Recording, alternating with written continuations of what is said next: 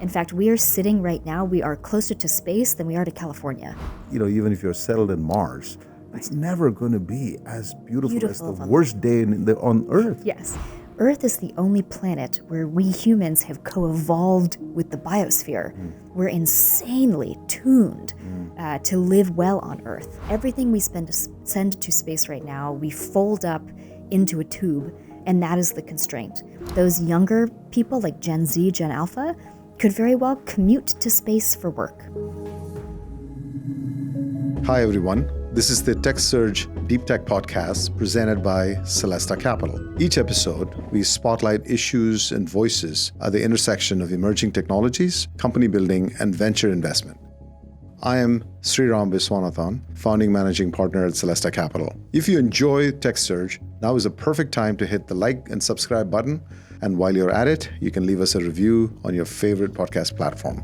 If you're just discovering us, visit techsurgepodcast.com to sign up for our newsletter and check out the archive of some very interesting past episodes.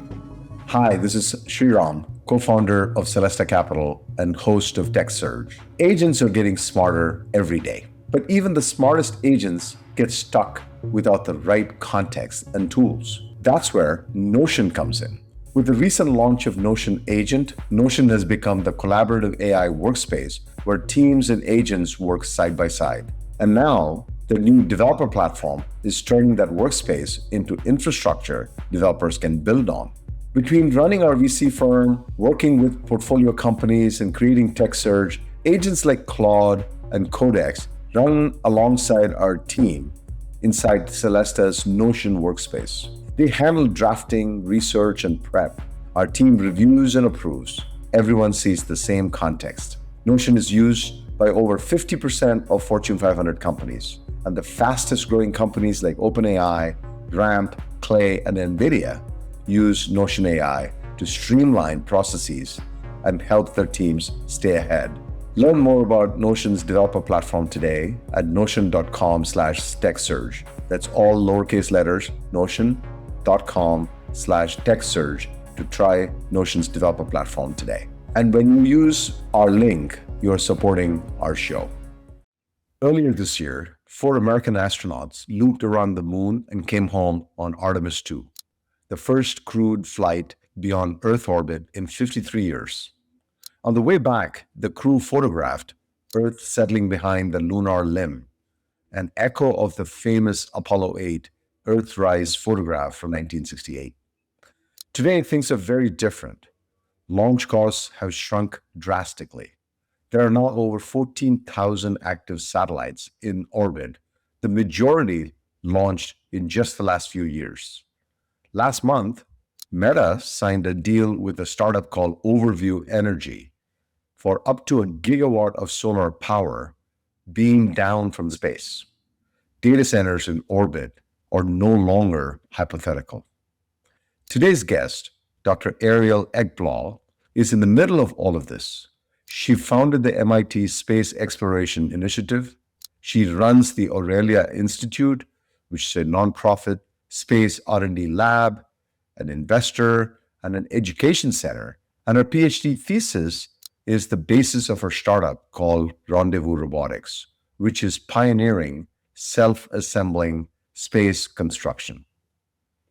Ariel has an infectious passion and a contrarian view of why we must go to space. And it has nothing to do with leaving Earth behind. So welcome, Ariel. Nice to meet you. And it's a pleasure to have you on the podcast. Thank you. Great to be here. Yeah, we've only tried to do this for a long time, and Yes. and schedules always, especially when you're working on fascinatingly interesting projects. Thank you. Your life gets very busy, and so does ours. And so I'm really grateful for your time. It's delightful to be here. Really excited that we made this work. So let's talk about your background. You have a degree in physics and math and philosophy. Pretty unusual combination, but it sounds like you're an engineer at heart. And you went to MIT, you worked on your PhD, which is really about space and construction and self-assembling modular construction in space. And those are all fascinating things to get into, especially in the current times when everybody's talking about data center in the space and Massive moon scale landing. space infrastructure. Exactly, and how to repeat all of that. But before we talk about it, I went back and looked at your background, and I know that your parents, your mother was a female instructor pilot. But what I found interesting is that your great-grandfather Yes. has a glacier in Arctic named after him Yes. and a mountain in Antarctica. I mean, tell me about this. I mean, you have grown in that sort of an environment all your life? I grew up exactly in the family that was really passionate about aviation, exploration, because my parents were both pilots. But yes, my great-grandfather, my Swedish immigrant side, was multi-talented. So he was one of those people in that era in the early 1900s that studied birds and studied geology and would go and do Arctic expeditions. And so he famously went and explored this area of Canada, and there's an Ekblaw glacier named in his honor. And then one of his proteges became an explorer in Antarctica and named Mount Ekblaw in Elmer's honor down south. So at family dinners, you talk about, not Thanksgiving stuff, Yes, but you're high bar. very high bar. I Clearly. joke that if I don't name something on Mars, I will have failed the family. I really Clearly, need and to. well, it sounds like you're on your way with all the things that you're doing. But I actually listened to several of your interviews, and I also, I think, as I mentioned to you, saw you at TED, a couple of years ago. And I found it interesting the way you framed the conversation, especially your TED talk. Because normally people, when they talk about space and they talk about, the final frontier and, it's kind of like a backup for the Earth and all that. But you actually framed it differently. You said, explore space so that we can live better here. Yes. So talk about that. And this comes out of also the childhood that I had, which was reading tons of science fiction. It is very much focused on what you explained as that first framing, which is eventually we'll have to escape Earth, or we ought to have a backup plan for when we want to live somewhere other than Earth. That is something that's important for humanity to think about on one time scale, but it kind of jumps too far ahead. One of the things that we can do as a species to earn our right to be spacefaring and to go out and explore further is to show that we can take really good care of our first planet. And I think that the other thing that we forget about from science fiction, or that leads us astray in science fiction, Earth is the only planet where we humans have co-evolved with the biosphere. We're insanely tuned to live well on Earth. So let's use space in the next couple decades at least to focus on helping humans live really good lives here. We'll learn a lot about space technology, industry, industrialized building out of low Earth orbit, and then we can earn our right to absolutely still go out and be a spacefaring species. So, as most people, I'm enamored by space as well. I mean, it's constantly looking at everything that's to know about space. Guilty as charged. Exactly, right? But the more you learn about the space, you realize that what we have here is the most beautiful thing we have. Yes. Right? It's phenomenal. So talk about that. I mean, why go explore all of these things, other than the curiosity of, where do we come from and all of that? Yes. But it is not debatable that, even if you're settled in Mars, it's never going to be as beautiful as the worst day on Earth. Yes, this is very Right? true. So I think of this kind of in three different buckets. Why do we do space exploration? There's the tactical, like immediate benefits, which is a lot of the technology developments that come out of the space program. They are developed for the rigors of life in space. It's an incredible constraint to levy upon your engineering, and it produces better products. So there's a large history from NASA, things like famously some of the technology for water filtration that we improved on the International Space Station that can now be shared with areas with constrained resources on Earth. So that's the first bucket. It's tactical. We get really good tech out of the space program. The second is more strategic. We learn things about Earth and our future from going to other planets in the near neighborhood of the solar system. So we know more about greenhouse gases, the potential future for climate change because we went to Venus. We are able to learn and construct a better understanding of what might happen in our future as a long duration species by doing space exploration. And then there's the philosophical, which is that space exploration and doing that act of leaving Earth and looking back on it and being really sometimes very emotionally, profoundly moved by looking at Earth, it expands our concentric circles of awareness as a species. So the best example is Bill Anders in Christmas Eve 1968, orbiting the moon on Apollo 8, so basically what just happened with Artemis 2. Right. Looks back, takes this photograph of the Earth rising above the horizon of the moon. That photo lands on the cover of the Whole Earth catalog and helps to spark the environmental movement in the United States in the 70s, because it was this acknowledgement of this beautiful, fragile blue marble planet that we ought to be taking care of. And I think we're about to have another moment with Artemis 2 and a resurgence of interest in space, where people can kind of begin to appreciate again these three levels of why do we do space exploration: tactical, strategic, and philosophical. Well, I mean, the famous blue dot. Yes, from Carl Picture Sagan. from Carl Sagan, which is perhaps the most profound picture and perhaps the most profound articulation of how special Yes. Earth is. So in your growing up, was there a seminal, obviously you're much younger than to have watched the moon landing. Yes. But was there other seminal things that happened in your life that sort of triggered you on this journey? Two for sure. When I was quite young, the Mars rovers were happening, Spirit and Opportunity. So I remember Pathfinder, and I remember these rovers falling on Mars with these, it was after Pathfinder, with the big bubbles, that helped them land. And then they'll just bounce off. And they bounce off. Right. And every single night at the beginning of PBS NewsHour, which must have been my parents' favorite show, right. They would do an update from Steve Squires at Cornell, who was leading the mission. And I still remember to this day, one night they were talking about the little blueberries that they found, the little spheroids that made them think that there had been presence of water on Mars, which was a new discovery for the time. So that was the first seminal moment. And then the second was when I was an undergrad at Yale.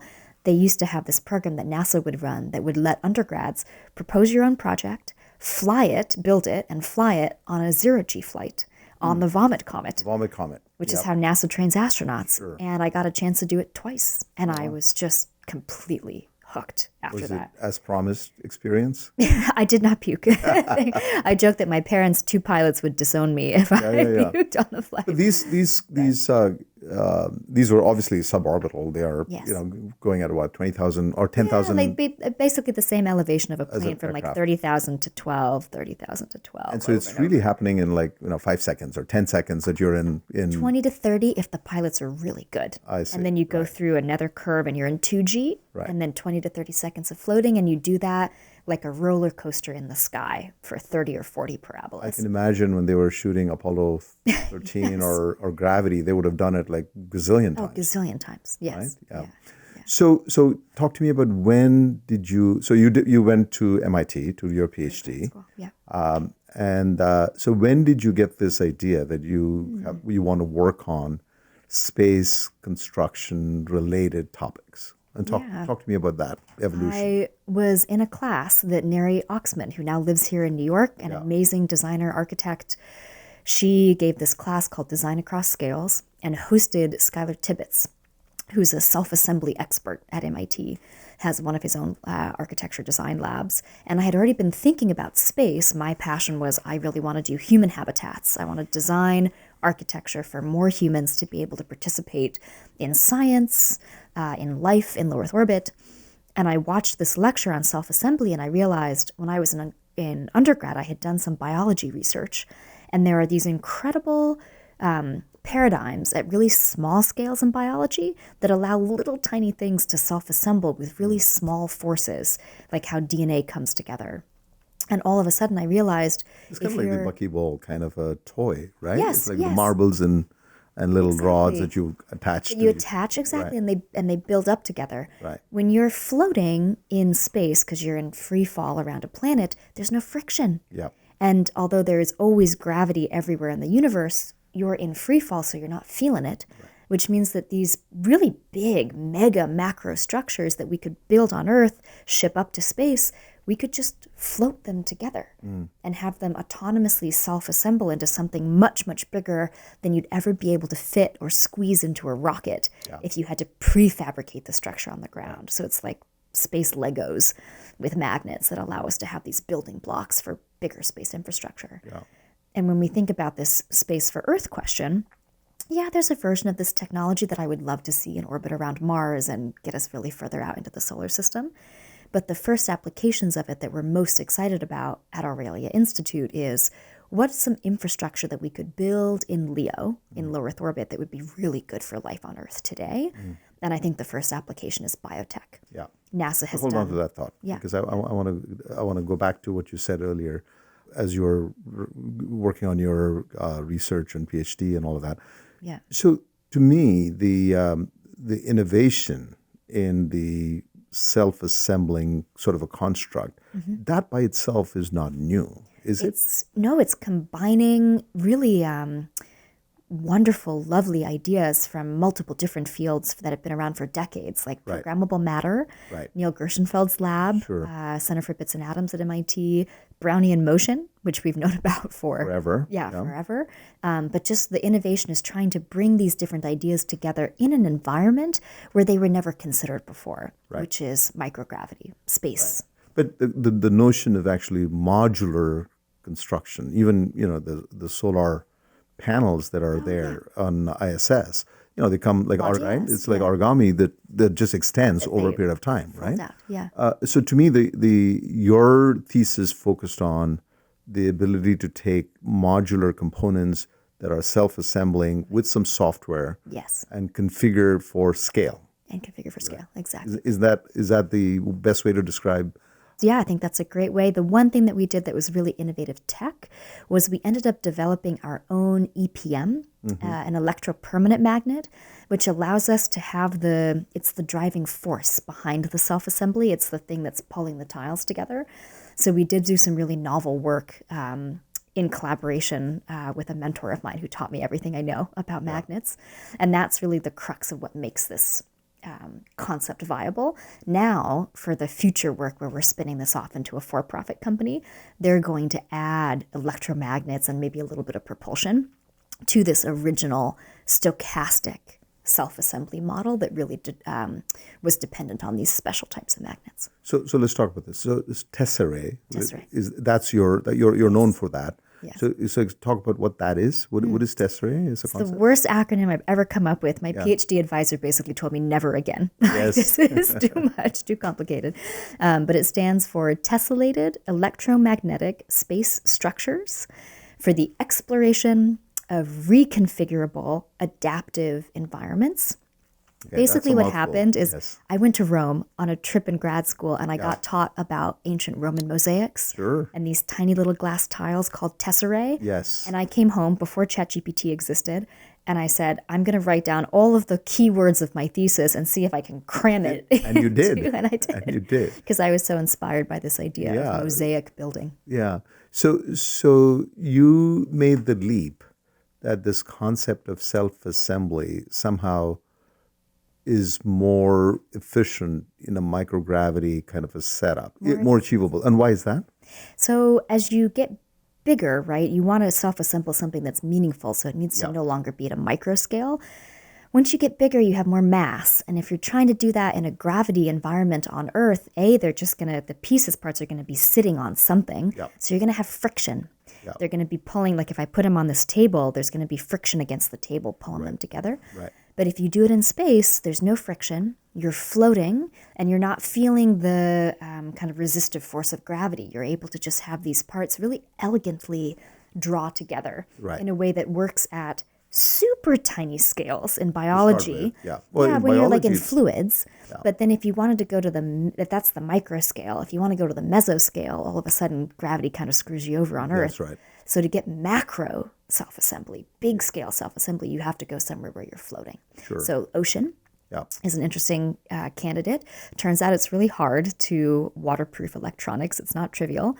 And although you wouldn't say that space is easy. Yeah, it's not microgravity it's either. buoyancy. Yeah, it's not microgravity. So you still have forces from the fluids and drag and that kind of thing. So space is kind of the ultimate domain to get a chance to test out this scale of self-assembly. So you alluded to the biology of it. So obviously, in cellular sort of construct, there are lots of self-replicating, self-assembling things without the gravity part of it. Yeah. But what other biological systems were you inspired by to build this? There's a whole range of systems, even at a slightly bigger scale in biology, ants and different types of hive mind creatures exchange information sometimes through pheromones, sometimes through physical touching when they're interacting with their other buddies. And so one of the inspirations for the TESSERAE tiles for each individual piece is that we have lots of different ways that they can physically touch and interact, and then also wireless communication technology to develop something like a swarm hive mind in the self-assembling system. So it's not just like a central controller. It's not like a human with a joystick saying, this tile, go over there, dock with that tile, make a ball.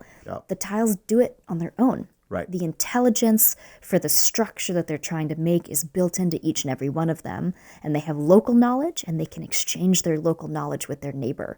And that was really inspired from swarm robot dynamics. And professors like Radhika Nagpal, who's another mentor of mine, she was at Harvard, now she's at Princeton, was on the cover of Science magazine a few years ago for her 1,000-unit swarm robot system, the kilobots. Just really incredible work. So very inspired by that. I have so many questions about this. Ants and bees, Yes. Also do that. Where, in the case of bees, perhaps there is a central queen bee that's Coordination. driving the coordination. But in the case of ants, there's no centralized coordinator. And I think you sort of are alluding to the fact that in this system, there's no centralized control. That's right? exactly the goal. That was my PhD thesis. That was what was innovative about the science, was showing that you could do stochastic or quasi-stochastic swarm-based self-assembly. The realities of it in deploying it to actually make it a habitat, we will probably have a central coordinator tile that's receiving data from all of the other tiles. So they still have that swarm-like behavior, but there's no reason to necessarily force it to be entirely decentralized. There are also some pragmatic benefits to having it be centralized. You do have some sort of a centralized agent or a software platform that's coordinating it. That's right. Yes, that's absolutely right. We have an algorithm that is consistent across all of the different tiles. The state machine progress in the algorithm might be at different states in different tiles. So it's not that it's all completely at the same centralized control algorithm all the time, but that knowledge captured in the algorithm is absolutely central to all of the tiles. Right. So why does the universe like octahedron or tiles of that shape? What is the beauty of the shape of these tiles? There's some geometric beauty to the tiles. I can tell you're a physicist, physics person yourself. I love these questions. So I was inspired by Buckminster Fuller and the wonderful story that he invented as an architect a shape that we later discovered in science, later discovered the C60 Buckminster Fullerene structure. And it turns out that for space, the stuff that's really expensive is the surface area of whatever habitat you're building, because that's what you have to ship up from the ground. So for a given surface area, you want to maximize volume. Well, a sphere is the perfect version of that. You get the most volume for the surface area. Very hard to manufacture a sphere. Very hard to pack a sphere into a rocket in parts. Right. But a buckyball, which is really just a truncated icosahedron, like what you're alluding to, is a panelized sphere, basically.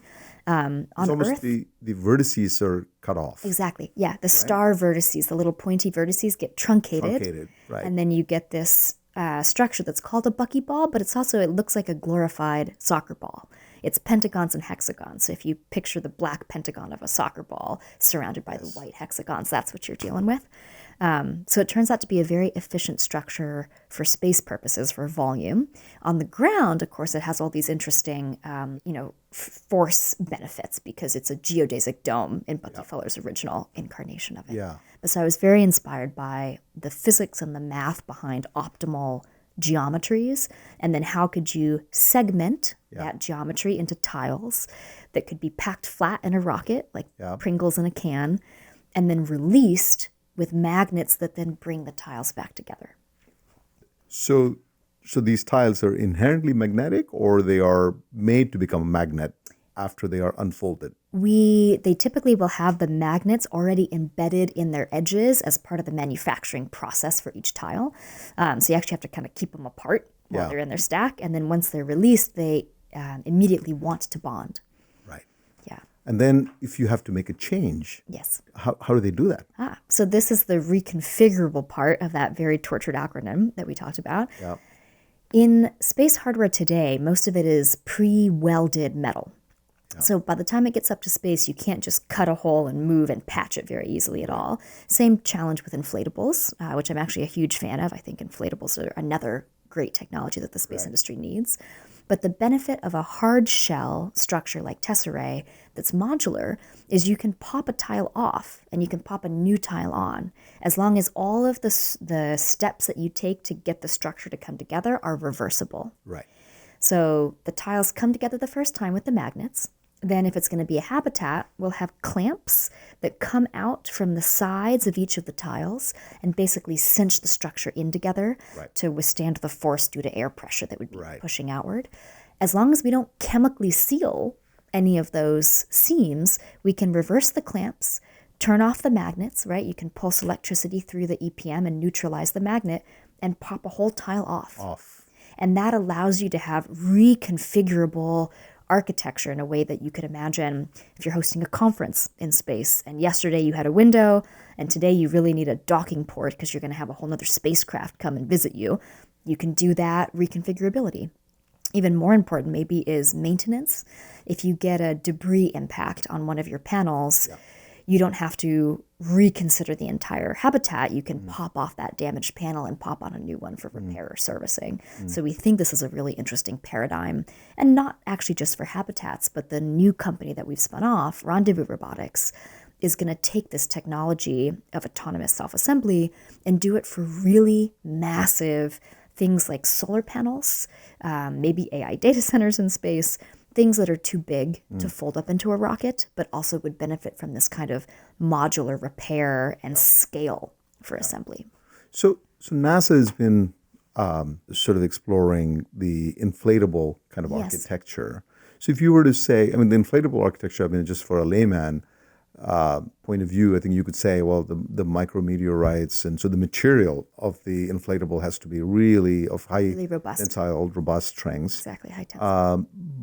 But a priori, you have to sort of decide how big the inflatable is going to be. Yes. In the case of these tiles, you don't need that constraint. You can work without that, right? You can expand. But there has to be some other sort of constraints with these tiles. What are those? The geometry that you pick for the target is pretty much locked in when you design the tile. Locked in, yeah. Okay. And that's, no pun intended, because the angle on the sides of the tiles are what determine the curvature that you get when you bring all the tiles together.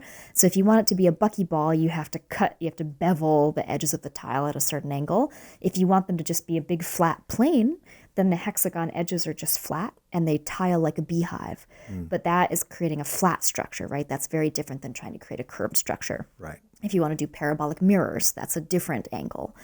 So you have to do, and so there's a limitation in the sense of like, it's not like it's a build anything brick. Just like if you pick a brick shape on Earth, you're going to get a rectangular prism of a wall. Once you define your brick shape, that defines some of what the macro target geometry can be. So we're hoping in the future with Rendezvous that we have a suite of many different tile shapes that can do all kinds of different applications. It's worth pausing on the scale of what's happening here. The number of orbital launches have more than tripled since 2019, up to 329 just last year.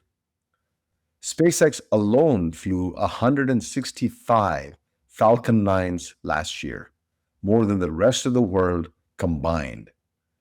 Venture capital into space companies hit roughly $12 billion in 2025 alone, up nearly 50% in a single year. More than 500 space startups have been founded since 2020. Three things are happening at once: acceleration of launch cadence, infusion of private capital, and the overall commercial demand.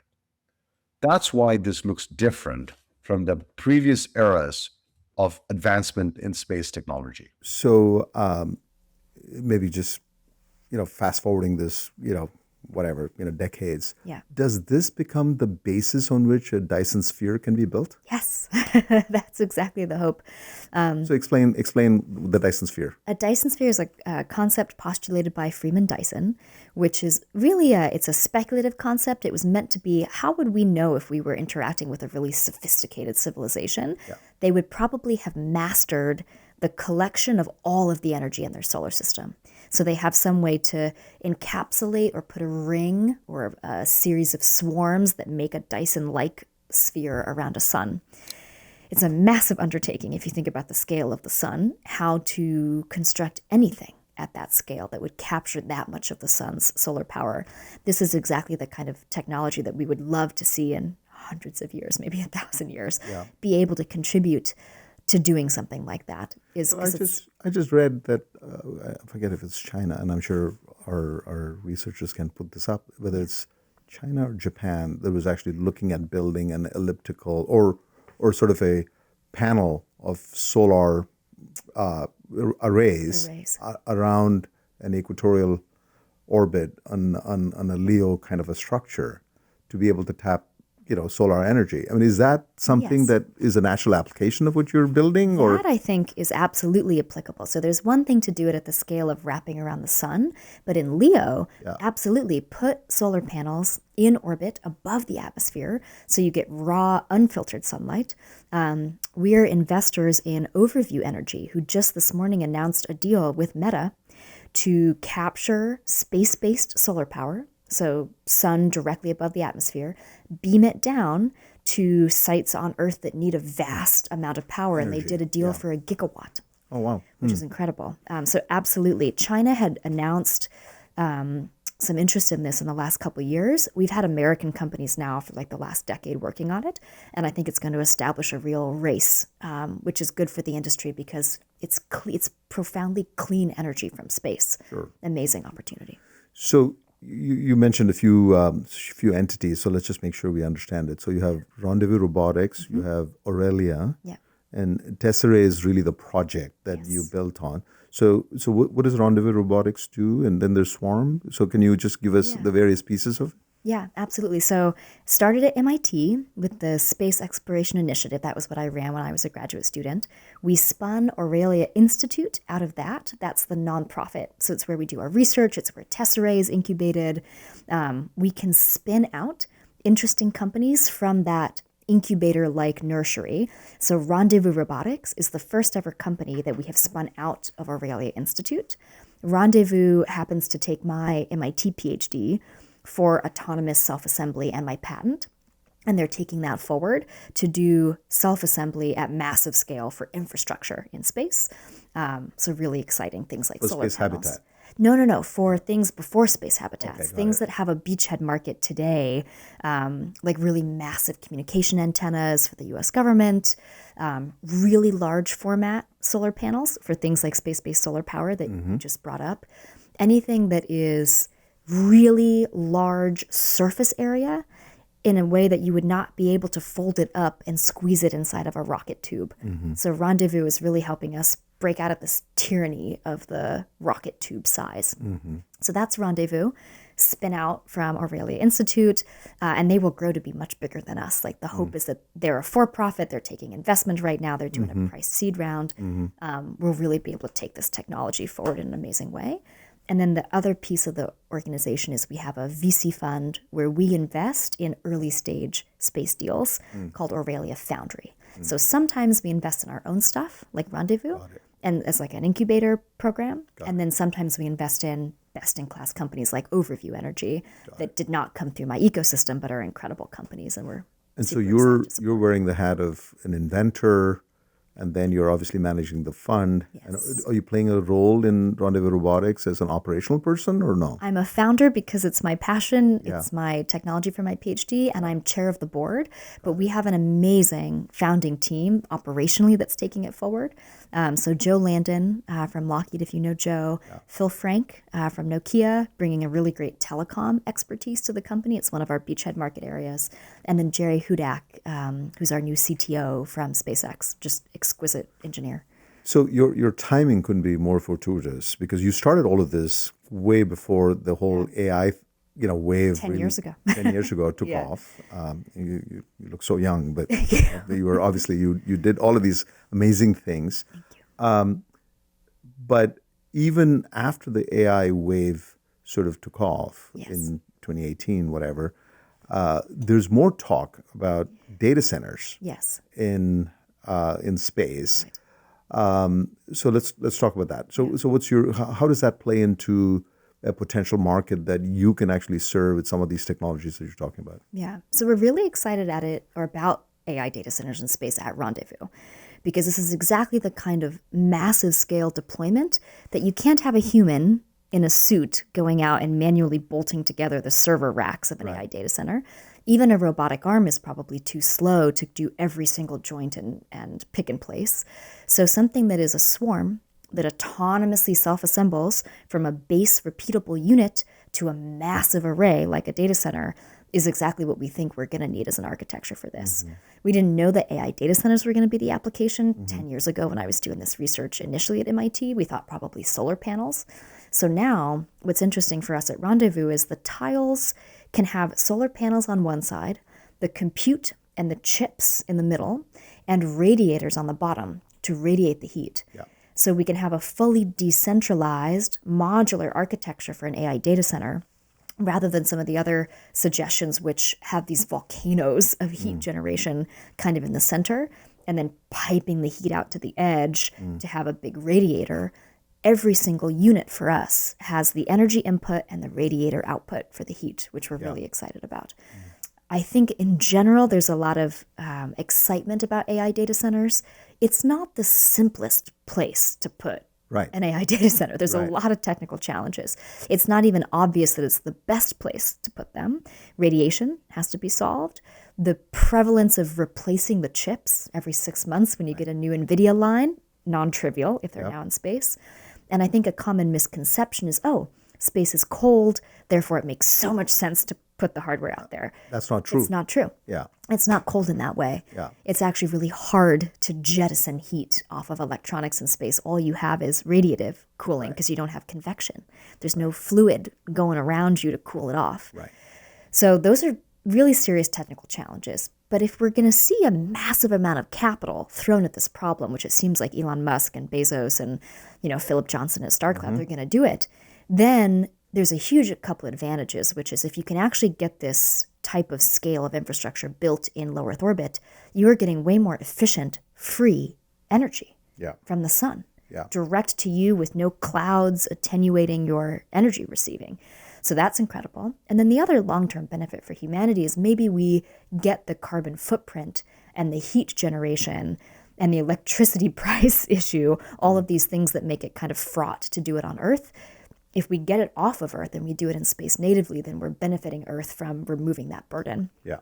So, I mean, you just laid out a whole bunch of pros and cons for it, but I think the devil is in the details of, where does the break even really make sense? Because, data centers in Norway is definitely much better than a data center in Arizona for all the obvious reasons, right? Or a data center in the ocean might be better than a data center in space for different reasons. For different there's reasons. Trade-offs. Yeah. But I think if I were to sort of break it down in some of the key pieces of technology that have to come together above and beyond the assembling and modular, self-assembly concept, there's thermals, there's energy, there's communication, there's connects to be fast enough to handle the and the repairs, as you mentioned. Yeah. These are so realistically. Do you think this is something that you will see in the next, let's say, 5 years in scale? I mean, the U.S. is now looking at potentially, 10 gigawatts plus of data centers for inference here. Right. So if you were to be sort of crystal ball, when is a gigawatt data center with these various technologies coming together in space realistic? I think before we see it in space, we'll see companies like Overview succeeding in beaming power from space down to Earth. So you can think about it like a concentrated flashlight. That'll be like a microwave kind of or is, You're right in that it's funny. The canonical right way to do it is microwaves. That's the way they postulated doing it in the 1970s. But microwaves are really great because they're efficient and they pierce through everything, but it means that they're unsafe because they pierce through everything. right? So Overview's approach is to use IR, Yeah, infrared, which means that they can shine it on existing PV arrays. They don't need new microwave receivers that have never been built. And it's safer because a plane can fly through the beam. right. So I think instead of microwave, which would be the canonical science, most efficient way to do space-based solar power, I think we're going to see IR as the more successful, pragmatic way to do space-based solar power. So that's Overview. This is almost architecturally, you would have a panel Yes. which will collect all the energy, Yeah. and then it'll consolidate it, and it'll just Collimate it. beam it down into IR into a panel Into on a the spot. on Earth, or could be a LEO, or is it? You're is this hitting LEO? on something really interesting. It can be to Earth or it can be to space. So you can do space-to-space power beaming, which companies like Starcatcher are doing, amazing company run by Andrew Rush, or you can do space-to-Earth power beaming. So Overview is doing space-to-Earth. Starcatcher and others are doing space-to-space. I think Starcatcher is leading in that domain. But what's exciting is I think those are stepping stones to then having the entire data center itself be in orbit and just receive the space power right there. So I think in the next 5 years, we will see space-based solar power companies begin to reach, beginner scale for space power coming to the ground. In 10 years, I actually do think we will see installations in orbit like an AI data center that are able to just be in situ in space and receiving power there. It's partly because there's this overlap strategically now in the gentlemen with really powerful companies who want power for AI and the gentlemen with really powerful companies that have launch capability. Right. So Elon Musk and Jeff Bezos, they are both really incentivized to figure out where to put these massive data centers. From people with launch companies, it makes a lot of sense to have it be customers of your launch companies. And I think it is good for humanity long term because it will teach us how, as a species, to build really big scale infrastructure in orbit, which we need to learn how to do for a range of different reasons. I mean, this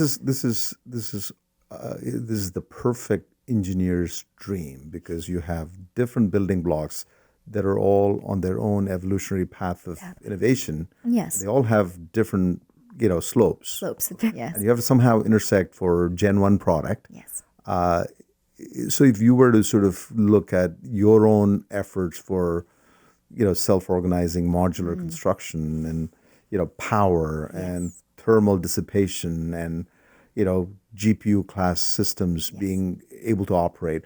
Where's the early part of the slope? Exactly. Where would you meet? Where would it meet? I mean, what's the first gen product likely to happen when and what capability? Yeah, two different key product areas for Rendezvous Robotics in the near term.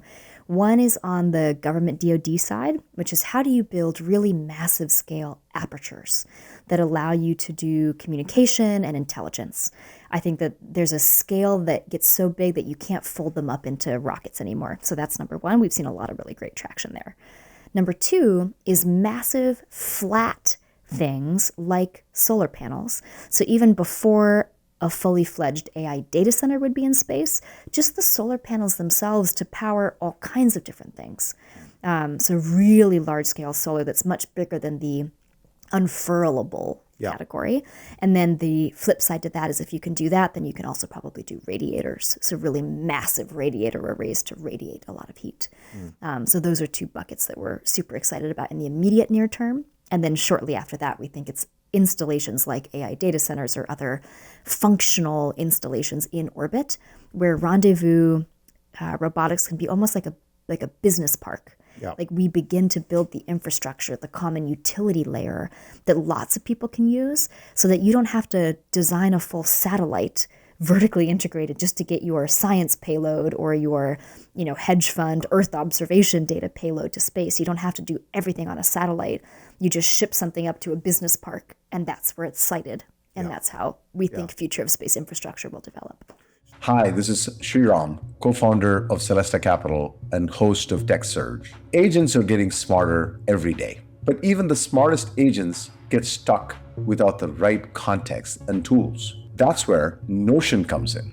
With the recent launch of Notion Agent, Notion has become the collaborative AI workspace where teams and agents work side by side. And now, the new developer platform is turning that workspace into infrastructure developers can build on. Between running our VC firm, working with portfolio companies, and creating TechSurge, agents like Claude and Codex run alongside our team inside Celesta's Notion workspace. They handle drafting, research, and prep.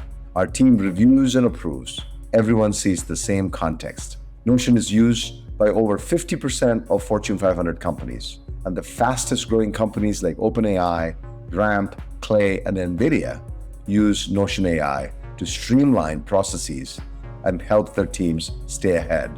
Learn more about Notion's developer platform today at notion.com/techsurge. That's all lowercase letters, notion.com/techsurge to try Notion's developer platform today. And when you use our link, you're supporting our show.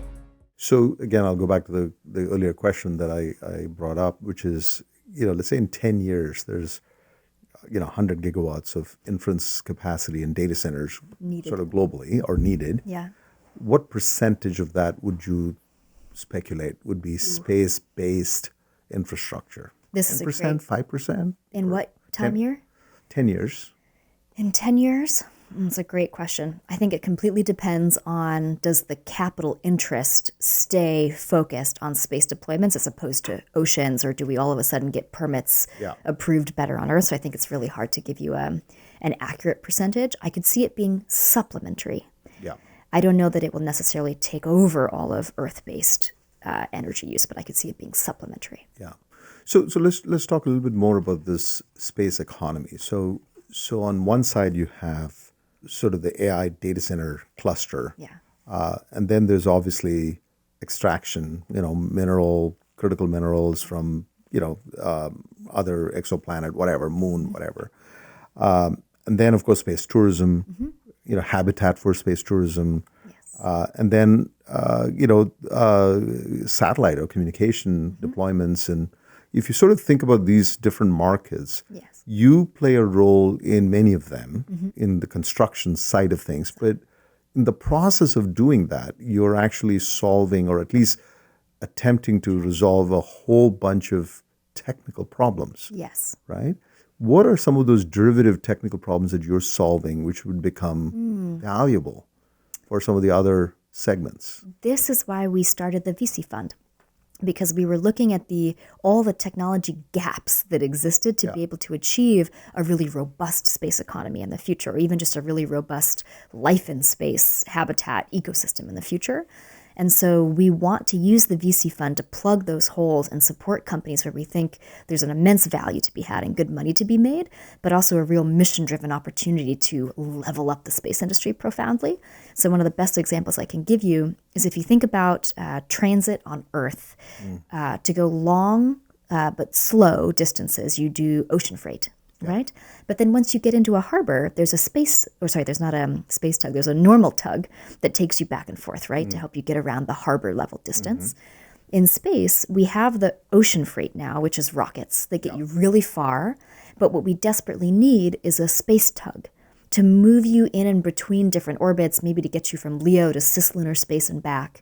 But you're out of the gravity well of Earth for the most part, or you're partly out, and you want to move around. The company that's doing this, that I think is going to make a shit ton of money in the space industry, is Impulse. Right? So they spun out of SpaceX, a great example. We love spin-outs from SpaceX. The culture is just incredible. And that is an example of, we know that someone is going to make a lot of money being able to provide that service, and it was missing. It was a gap even 5 years ago. And now there are a lot of companies that are also competing with Impulse to do this. But that's the kind of opportunity that we see with the VC fund right now at this moment. The interesting thing, as you talk about all of these things, and if you were to sort of roll back the clock to several decades, even JFK's sort of man on the moon, 10-year vision kind of a thing. Yeah. At that point in time, I don't think anybody was able to clearly articulate the societal benefits and commercial opportunities that folks on the Earth would benefit from. Those are all second order derivatives that Yes. happen. Or they're yet to come in that era. Yet to Like come. It was just GPS and, mobile phones, a whole bunch of weather things. satellites. We're really happy that we get forewarning before a hurricane. Exactly, Yeah. right?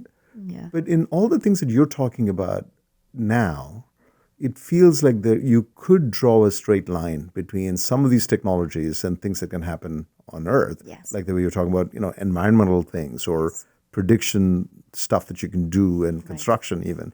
So is that a natural evolution of technology that over decades happens where applications become much more obvious for people to sort of visualize and imagine, or what has changed? I think it's a great question. We ask ourselves this a lot in the space industry, especially for my parents who saw the moon landing and thought in their lifetime they would be going to the moon for weekend trips. So why didn't it happen in that generation and why is it happening now? I think one is people mistake the Apollo era and then our inability to go back to the moon for a while as a mistake. It was more like we jumped ahead unbelievably fast as a civilization. The computers that took us to the moon are way less sophisticated than the iPhones that we have today, which is remarkable. And then we lost the funding from the Cold War. And so space was really the domain of military defense and government for decades. What shifted in the early 2000s with companies like Blue Origin and SpaceX coming online is the ability to take space really quite profoundly into the commercial domain. And then the huge unlock with SpaceX of reusable rockets, which just brought the costs down so much. I talk about this in my TED Talk, but in the Obama era with NASA shuttle, it was about $50,000 a kilogram to get to space. Now with Starship coming online, it's anticipated to be $200. Or less. Which is like FedEx or DHL. Multiple orders of magnitude lower. Amazing. And if you can afford to ship cargo around the Earth, you can ship it to space. In fact, we are sitting right now, we are closer to space than we are to California. And that mindset shift is about to, I think, really hit the markets in a big way because the costs have come down so much. So that's what's different this time is it's commercial. It's not just military defense and government. The cost is really low. And we've also had the benefits of a few decades worth of concrete imagination directed towards the space industry to understand what space could enable for us, like GPS, weather satellites, and now this next era. Well, it's very timely given we're literally at the cusp of SpaceX going public. Yes. Which is Big going to be news a this pretty year. phenomenal company that really, goes out of the public markets with the technology. Because I'm sure all of us remember 10 years ago or 15 years ago, nobody knew that SpaceX was going to survive, let alone, be a successful. Talks about that. He talks about that quite a bit. Yeah, they had an incredible story of him saving the company several times because their early rockets, there was a lot of iterative failure, but that is what made them so special, is that they leaned into that and then iteratively developed and prototyped, and now it's massive IPO. It's massive.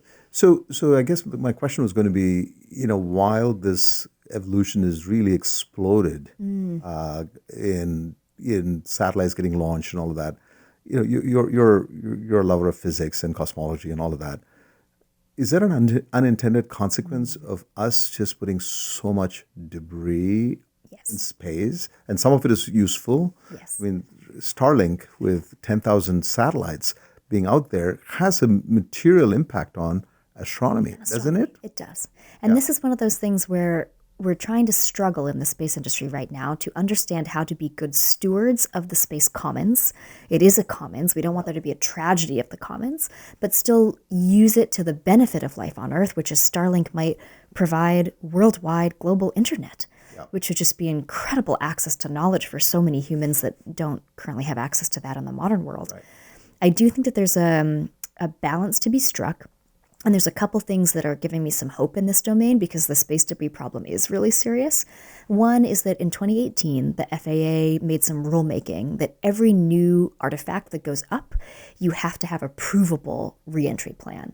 So you have to prove that you're either going to remove it from the sky in some way or it's going to burn up on reentry. So that has helped reduce the proliferation of objects that are just going to become space junk. And then the other is that groups like ESA, European Space Agency, are really motivated to do cleanup and remediation efforts. So there's a whole bevy of companies. There's also Astroscale in Japan that are doing great work to think about how can we do cleanup of the existing orbits that are debris filled right now. For the astronomers, It's trickier because every new object that we put up that's somewhat reflective is going to affect their view of the night sky. And so I think actually one of the really special things that's happening now is trying to define part of the backside of the moon as a dark sky zone so that astronomy can happen there on the dark side of the moon, which is actually even more advantageous in some cases because you can see things without the shining of... So it's not just the heavy industries that you move out to space. You even move out your exploration on astronomy to the dark side of the moon. I think we should maintain the ability of astronomy to happen on Earth. It's not like we should treat the moon as the answer. We need to still preserve and get that balance of their needs met too. But there are new opportunities for astronomy on the backside of the moon. Well, I mean, arguably with JWST, you've already moved most of the astronomical exploration. Or a certain type of it for deep field cosmology, Deep field cosmology. Yeah. So that's another area of a market opportunity, I would think, for folks like... this is truly fascinating. So paint me the picture of Rendezvous Robotics, 5 years from now. How big is this going to be? I think we want to be the next SpaceX. Yeah. If you think about it in terms of paradigm shifts, this first paradigm shift was reusable rockets, completely transformed the way we think about space, because if you throw your airplane away every time you land in London, makes no sense. But that was completely crazy. Everybody thought he was absolutely nuts, but then pulls this off in an incredible degree. Yeah. I think the next paradigm shift is everything we send to space right now, we fold up into a tube, and that is the constraint. And it adds a lot of potential for mistakes because all of those joints that have to unfurl, very complicated. And it also just constrains the ambition of humanity for how big we can build. What about a ring world? If we wanted to build a ring world, you're not going to do that tiny launch by tiny launch by tiny launch. You're going to do it with bricks, with modular pieces. So I think in 5 years, Rendezvous Robotics, if we're lucky, will be on the trajectory of this next paradigm-shifting company and really want to follow in the footsteps of SpaceX and be another company that can, incubate for a while, do our tech right, and then go public in a really big way. Not in 5 years, but after that. Well, I mean, but does it also concern you at some point that the HAL the HAL issues crop AI up? integration? Yeah. Yes, I do think that this is a problem facing all of humanity, not just space right now, or an opportunity, depending on how you frame it. Yes, I do think that there's some really interesting questions about how to do AI integration into the future of infrastructure. Are we going to build space habitats that are smart homes to begin with, so that AI is so embedded in the infrastructure that you can't turn it off? That would be a HAL-like dystopian future. Or are we going to build them in a way that are way more modern than the International Space Station is now, more technology embedded, but still with the right controls for the humans to maintain agency and choice, and not have it taken over by an AI like HAL. So these are great questions. But those are some of the unintended consequences that can go wrong, right? Yes. Are there others? I mean, what can go wrong in space? Well, in what you're particularly building, and there can be a proliferation. Kind of like the SpaceX analogy. SpaceX analogy is perfect because if you can do 3 to 4 orders of magnitude reduction in cost. And flexibility and reusability and expansions and all of that, that's a very powerful case, right? But what can go wrong? I mean... I think one thing that we have to solve on our side, if we eventually want to take Rendezvous from the initial beachhead market, which is massive infrastructure that's artificial, solar panels, data centers, communications arrays, to habitats for humans, we have to figure out radiation. That can go really wrong if you try to push a future getting too many humans into orbit before we have the technology to keep them healthy and safe. So one is radiation, which we're making great progress in. The industry, not me personally, but there's amazing research at MIT. And then the other is we have to figure out how to spin our habitats.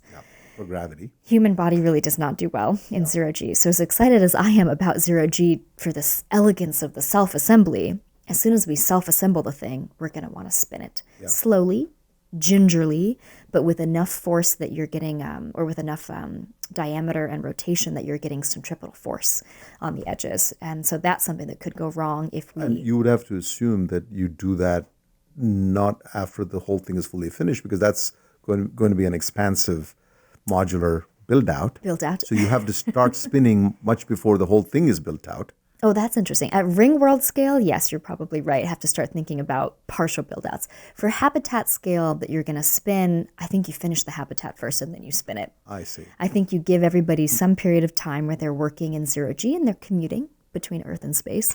And then once it's really properly finished, then you spin it. How much does the human body require gravity, or how many hours does it really require in a day? So the NASA astronauts, they work out, I think it's between 2 hours minimum to 4 hours maximum every day. On a treadmill? On a treadmill to simulate gravity loading of your bones. Right.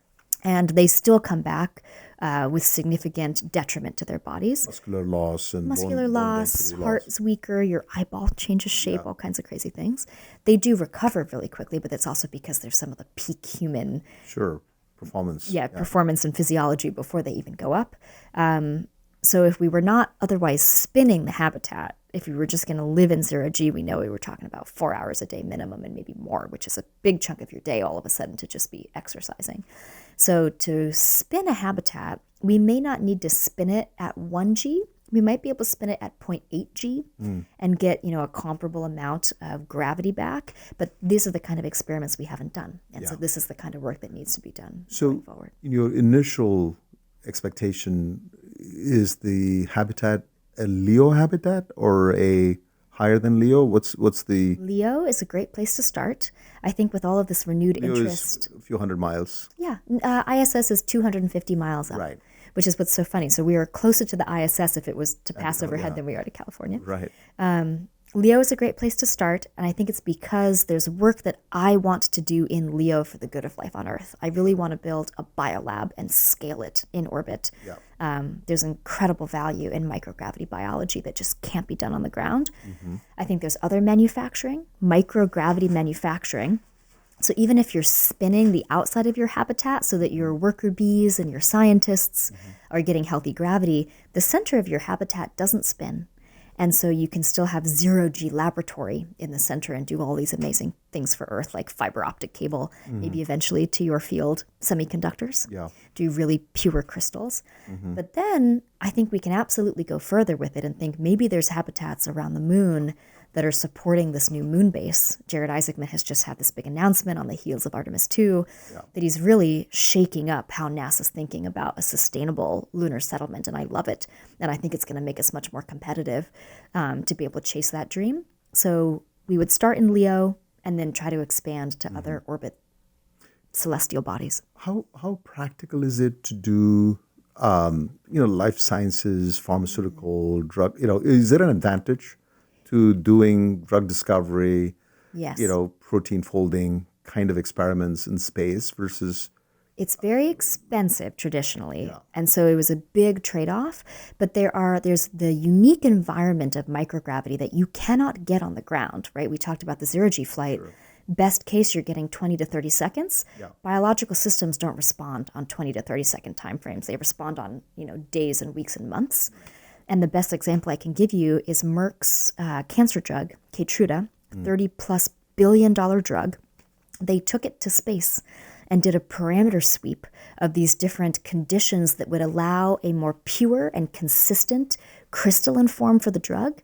And they were able to find a formulation of the drug that took it from an IV, so you have to go to the hospital, it's a bad experience for patients, to a shot that you can do in an outpatient procedure. Single shot. I don't know if it's single. It might be a treatment series. Perhaps. But it's formulated because of the zero gravity or near zero gravity crystal structuring. Which is amazing. And this is, people have been complaining that, NASA's early biology work on the ISS, it wasn't commercial enough. Where are the success stories? But anybody in academia will tell you bio takes 15 years to figure out your experiment. We've just had 20 years of all this amazing work funded by NASA.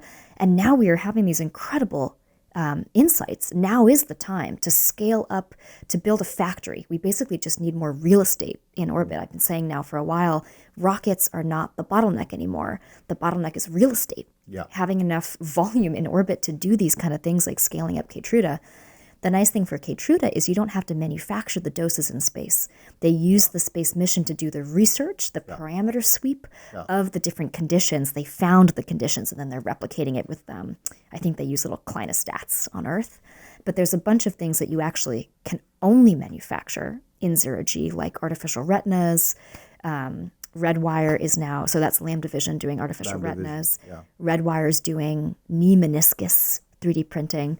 Those things actually, the manufacturing process is taking place when you're floating. So you need steady state zero-G, research volume. And so that's one of the things I'm really excited about. These are fascinating. I mean, to actually be able to take some of the work that Demis's group is doing on AlphaFold and combining with this manufacturing in space can really change the way drugs are made. Yes.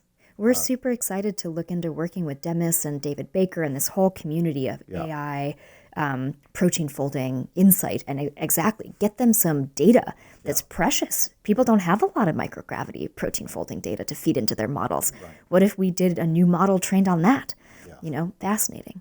Let's talk about Blue Origin and SpaceX. And obviously this whole effort to colonize Mars seems to be the North Star, pun not intended, for the both of them to actually, drive as hard as they're driving. And in the process, they're solving a lot of issues. So talk about colonizing Mars and how, what role does Aurelia and Rendezvous Robotics and all of these things fit in that ambition? Because I have this childhood of science fiction, I love the idea of contributing to humanity's being able to explore the near neighborhood of our solar system. So I think it's a great thing to do. I think there's a lot of work to do in space in LEO for Earth first. So Aurelia's first priority is looking at expanding self-assembling real estate in orbit for Earth. It doesn't mean that we can't be part of the future for Mars, but what I would caution people to think about is thinking about a Mars civilization is a little different than a Mars outpost. So Mars has poison in the soil, perchlorates. So unlike the Martian, you can't grow potatoes in the soil on Mars. Good Hollywood story. Yeah, good Hollywood story, but you're going to have to be vertically integrated, completely enclosed greenhouse. You can't breathe the air on Mars. There's too much CO2, too thin of an atmosphere. And maybe the biggest challenge is that it's 1/3 of Earth's gravity, around a third. And we're not sure that a woman can bring a baby to term in 1/3 G. We're not sure what the embryonic development would look like. So you may have this interesting situation where there's a lot of interest in building a civilization on Mars, but some fundamental blockers to that. So it really becomes more like an outpost, like McMurdo in Antarctica.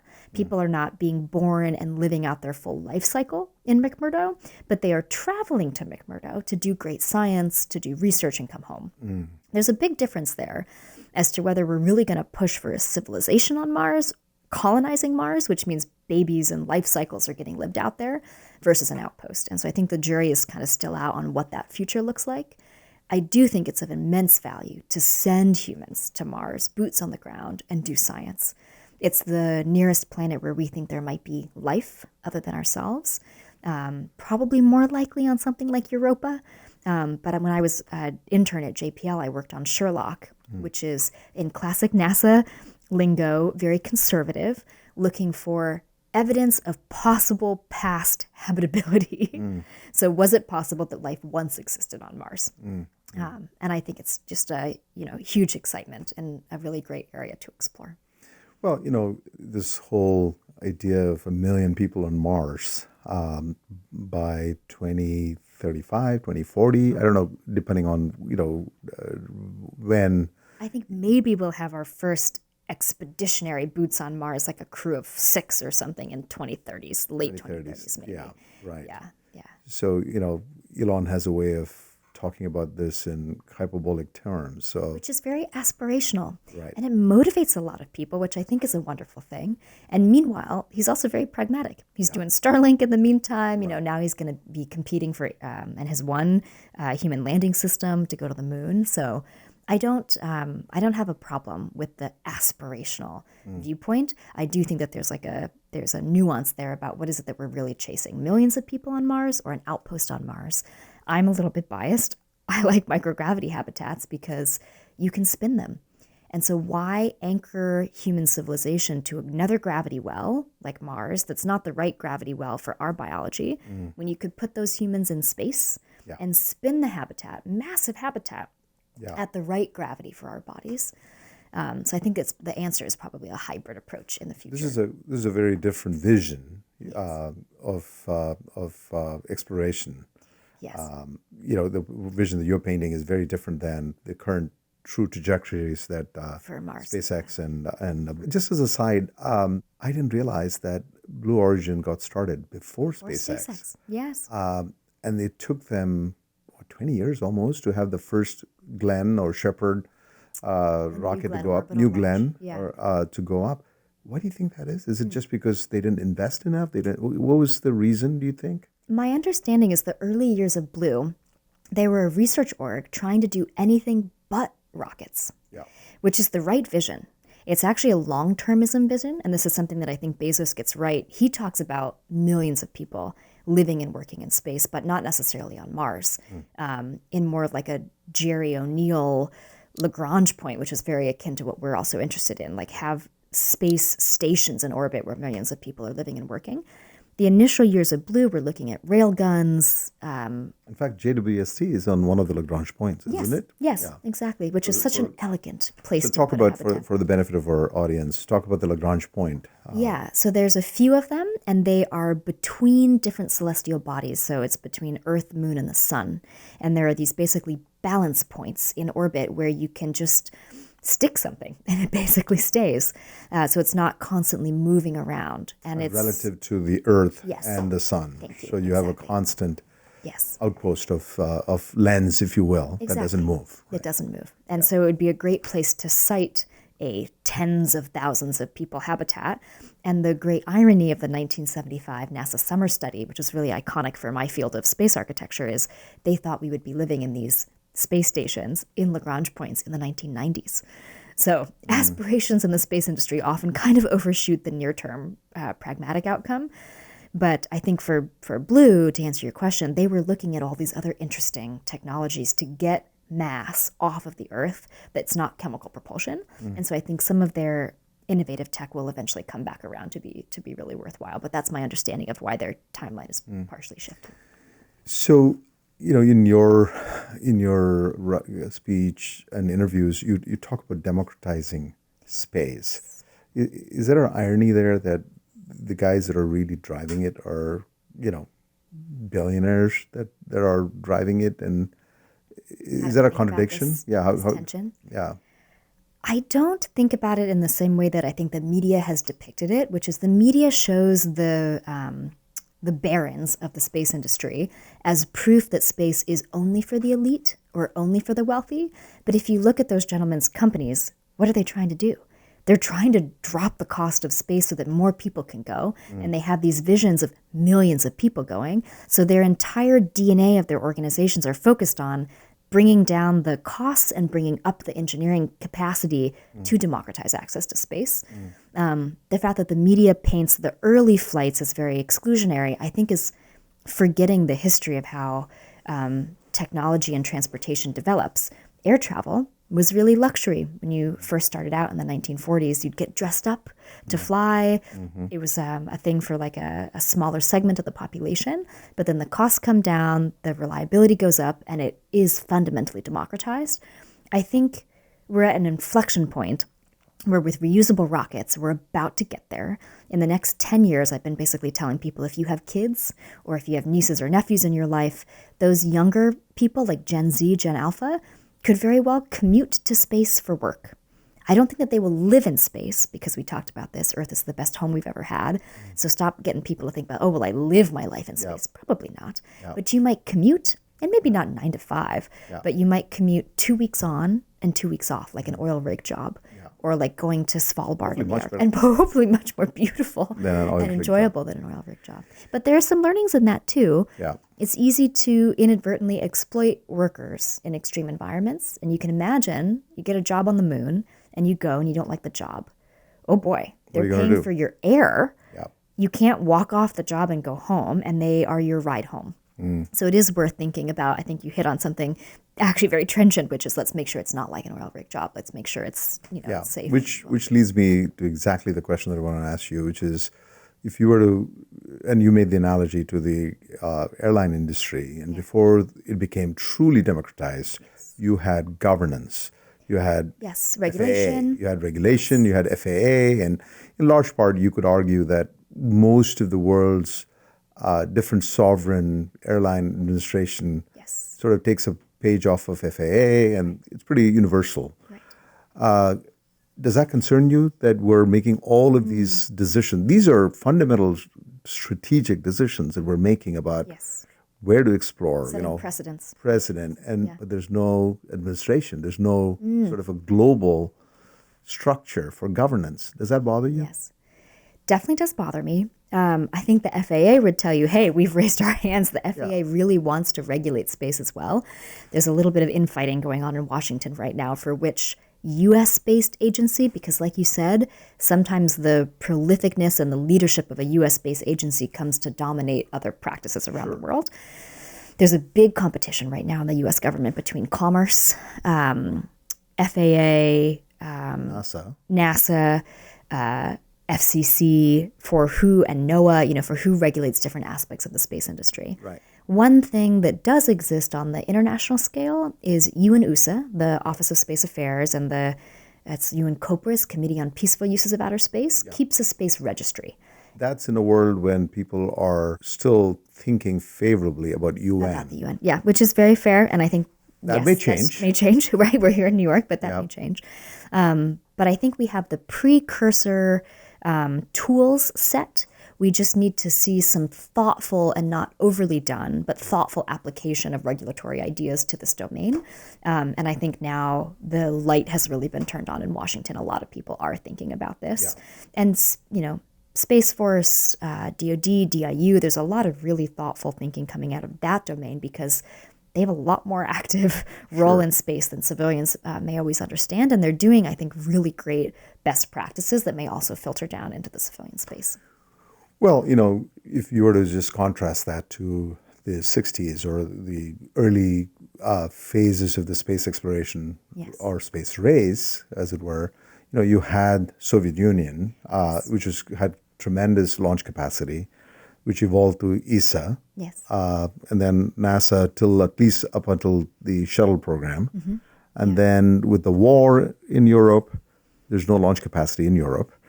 And with NASA's funding, there's no launch capacity in NASA except in SpaceX. Yes. So effectively, and whether Blue Origin catches up or not, it's all academic. But the point is that private industry, which would hate regulation and governance and oversight, so the genie's out of the bottle. So effectively, this is the model that everybody seems to be adopting, which is almost counterintuitive to it's kind of like AI, where a lot of the LLM companies are raising the flag and saying, well, you better regulate us because we're going to be creating a lot of dangerous stuff.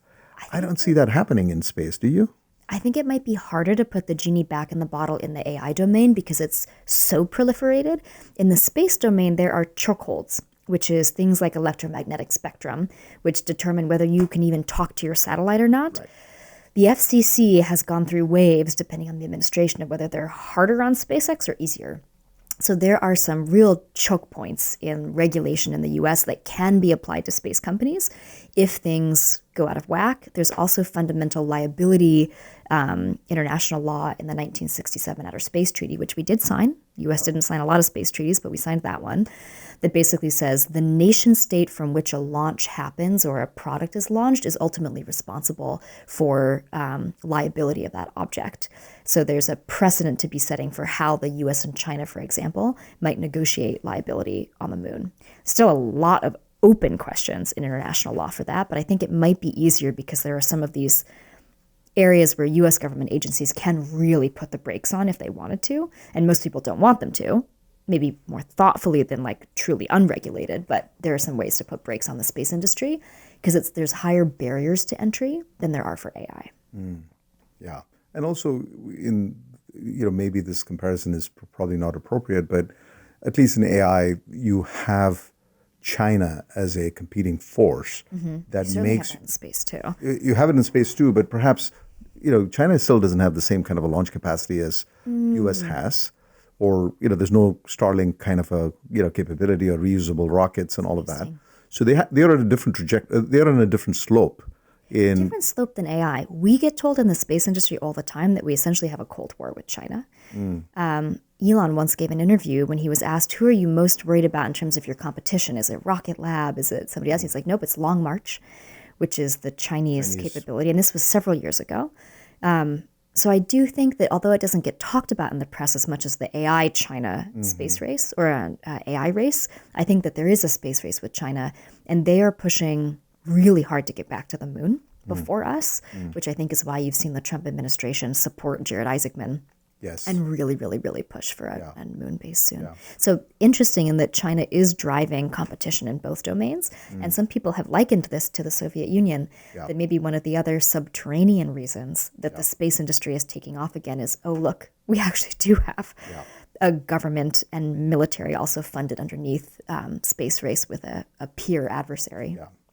In fact, France, China, so the old Soviet Union or Russia and the U.S. have always been the sort of the pioneers in space. Yeah. But now in the global south, you're starting to see India make Yes. some noises as well. And as you and I were just talking about, with Chandrayaan, they launched a satellite to the moon to land at a cost that was less than the cost of making the movie Gravity, which is just stunning. Yeah. We're actually an investor in a company called Agni Cool, which is kind of think of it as a cheaper version of SpaceX. And we talked about SpaceX reducing it to $200 per kilogram. And they're trying to beat that with reusable rockets and all of that.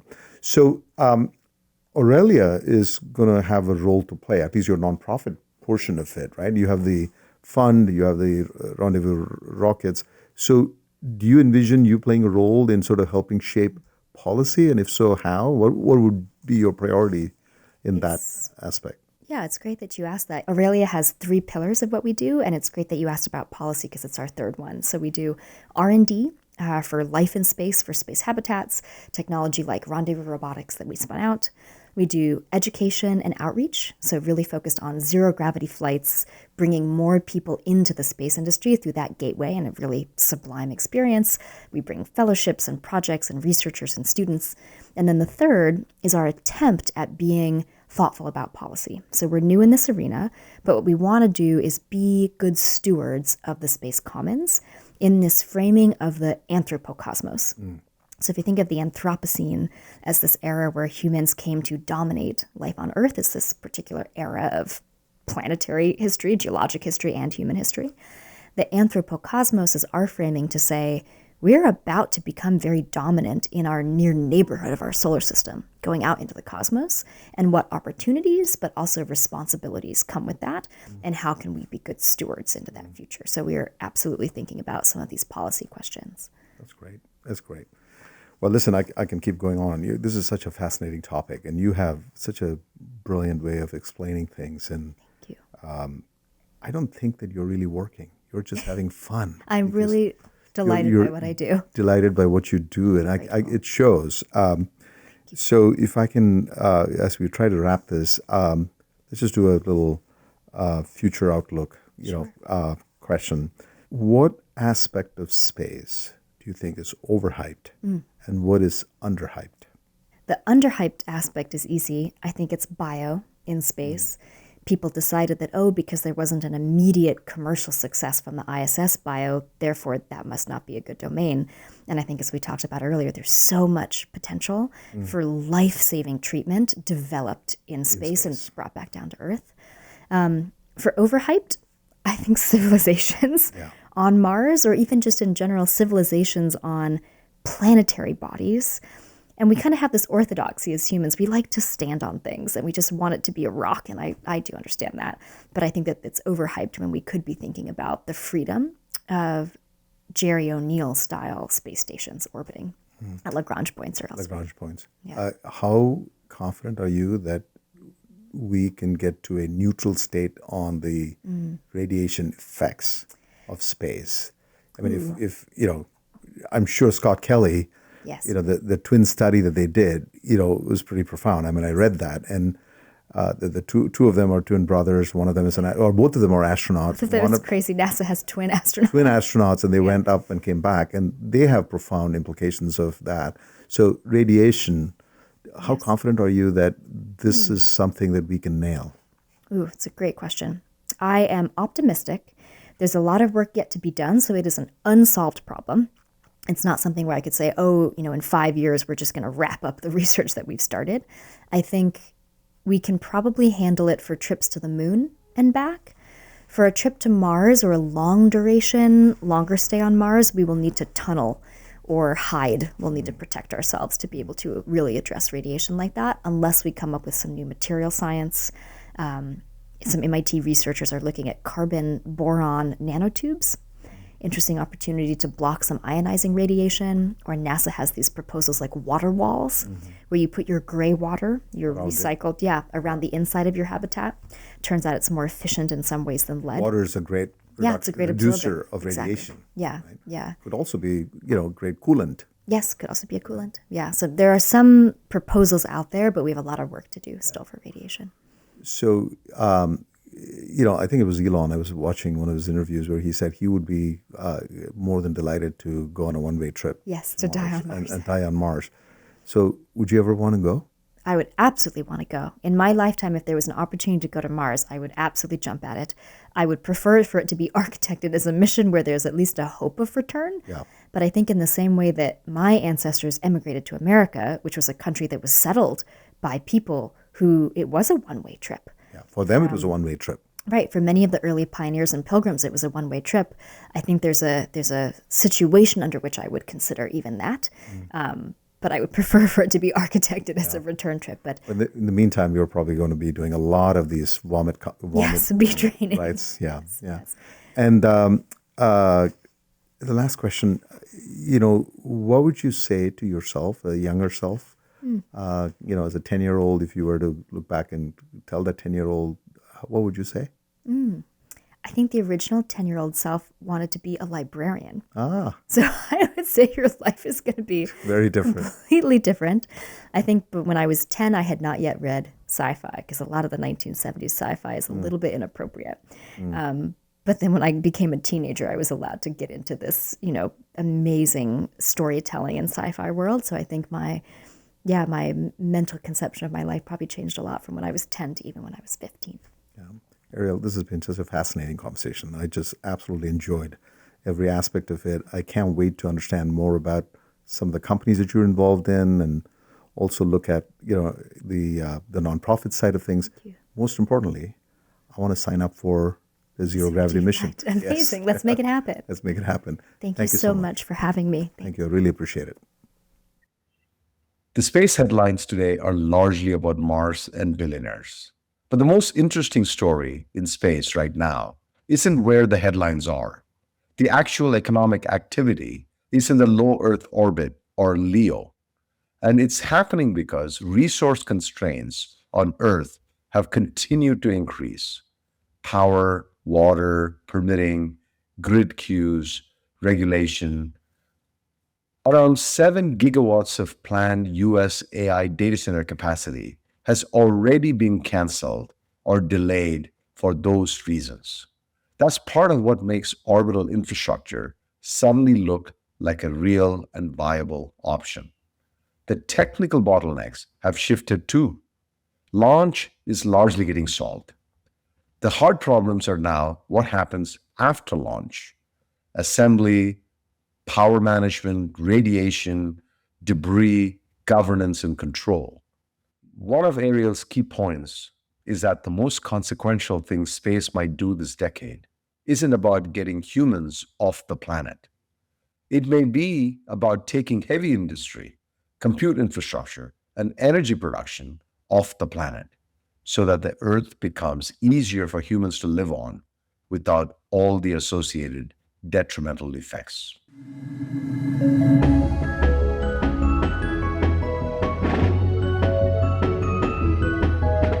Thank you for tuning in to the Tech Surge podcast from Celesta Capital. If you enjoyed this episode, feel free to share it, subscribe, or leave us a review on your favorite podcast platform. We'll be back every 2 weeks with more insights and discussions of all things deep tech.